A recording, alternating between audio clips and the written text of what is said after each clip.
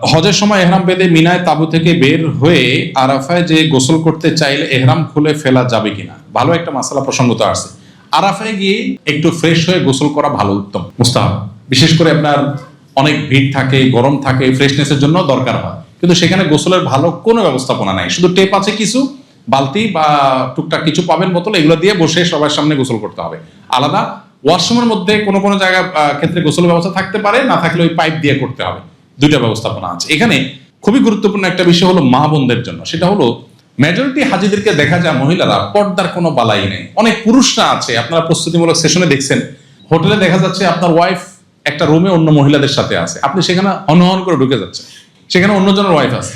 মিনাতে আরাফাতে তাঁবুতে মহিলাদের তাঁবু, আপনার ওয়াইফ আছে, আপনি তাকে দূর থেকে ডাক দেন, ফোন কল দেন না, আপনি ডাইরেক্ট ঢুকে যাচ্ছেন। আমাদের একবার হজের সময় একজন চাচা ছিলেন, চাচার নাম ভুলে গেছি, খুব সবাই চাচার নাম মুখস্থ করে ফেলছে। চাচা একটু পরপর চাচিরে ডাকে, একটু পরপর চাচিরে ডাকে, ডাকেন চাচা, দূরের থেকে ডাকেন না, চাচা ভিতরে ঢুকে যায়। কোনোভাবে চাচা ঠেকানো যায় না।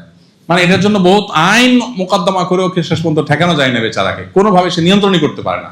ওখানে তো মিনা মুজদালিফাতে স্বামী স্ত্রী একসাথে কোটিপতি হলেও থাকার কোনো সিস্টেম নাই, আলাদাই থাকতে হয়।